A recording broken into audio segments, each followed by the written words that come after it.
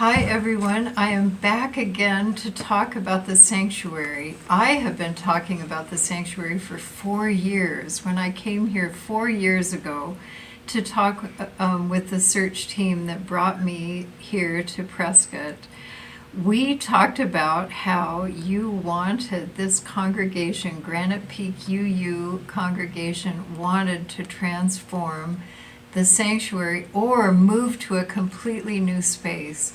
And in the past 4 years, I've been working with various groups. One that thought about finding land, and then, as Rick will tell you later, looking for asbestos in the ceiling to see if we could move ahead. And then the pandemic happened and it slowed everything down. But even in all that slowness, our wonderful sanctuary transformation team got together, had ideas, brought them to you in other videos along the way, and also in cottage meetings. And in February, many of you filled out surveys talking about what you were thinking about where the congregation is now and what we needed. And in the part of what people want to see transformed, the sanctuary is number one. So I want you to know, as you listen to the people on this video who have brought so much time and energy to this idea, I want you to know that we are speaking for you and following what we have heard from the congregation of the importance of transforming this space to the best of our ability with the resources that we have to make it a space we can be proud of. We finally have a contractor who has given us an idea of what it would cost to really make big changes to our sanctuary, and we need to find out if that's possible. So we have talked with someone from the UUA who will be coming in April, and I hope that all of you will participate in finding out, joining in, giving your information so we can find out about possibilities.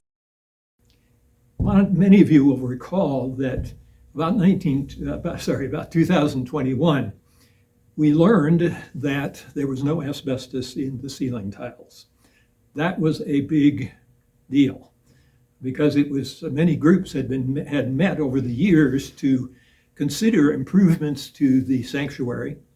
But if there had been asbestos in the ceiling tiles, it would have really limited what could be done. So an ad hoc group began to meet in 2021 and came up with a series of suggestions about and tried to envision what the sanctuary might look like. Currently, it's a long, flat ceilinged building with rather poor acoustics and poor lighting, not much natural light and so forth. Numerous groups over the years since the purchase of the facility from the Oddfellows by the congregation had met to envision what they thought the sanctuary might be like.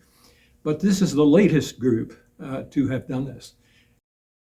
Now, as a result of those cottage meetings, the sanctuary group met and came up with a series of designs after consulting with a building engineer and a professional builder, and consulted and in fact paid for an architect to come up with suggestions about what might be done with the sanctuary.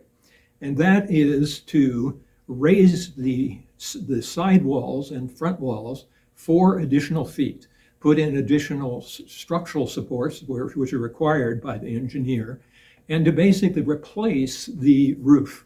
Take the current roof off, take the extremely complex supports that are now above the acoustic tiles, completely remove those, replace those with a series of scissor trusses, and basically come up with a completely transformed sanctuary. It would be higher, it would have a shallowly pitched roof. It would have long 3-by-8 foot windows along the sides, which would provide natural light. The flooring would, of course, be replaced. And overall, the architect and engineers and various people who are knowledgeable about this feel that the acoustics would be greatly improved. I hope this video has helped you get a better sense of how this project has evolved.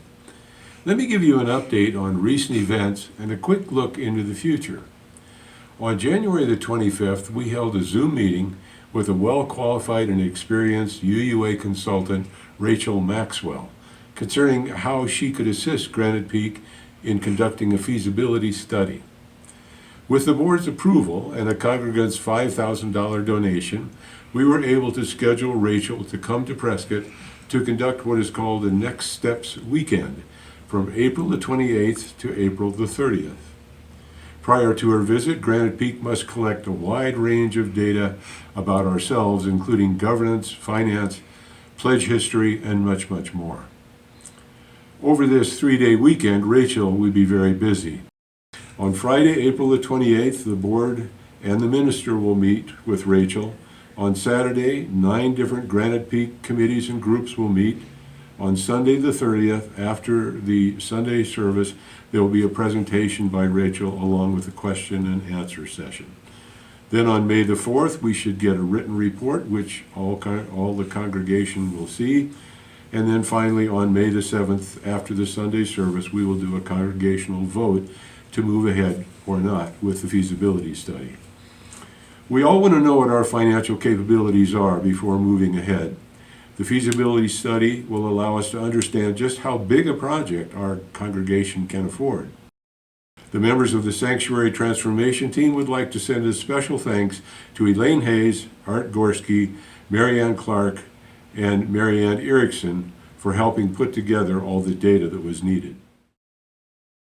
Since I joined the congregation, I've been quite concerned about our aging demographic and the lack of younger folks joining us. We need their vitality and vision, and we and they need our collective wealth of learned and earned wisdom. I believe this gift of ours, part of our legacy, should be passed on and utilized to benefit the future community. We are all familiar with the old saw that one generation plants trees so that the next may have shade. I question what our legacy will be, as I fear for the long-term viability of Unitarian Universalism in the Prescott area. To be quite blunt, we're aging out, folks. The upcoming decision on whether or not to proceed with a capital campaign project to do a major remodel of our facilities is a daunting, somewhat scary, exciting, and invigorating adventure. I want to be part of something much larger and longer lasting than myself, and I hope you will make the time for some deep, compassionate, introspective thought and reflection on this upcoming proposal. For myself, I am actually acutely aware that I cannot take anything with me when I go. So what and where do I choose to leave my legacy? Oh, and not to mention that I'd like to think I'm not too old for one last challenging hoorah project. 1, 2, 3. We can do it!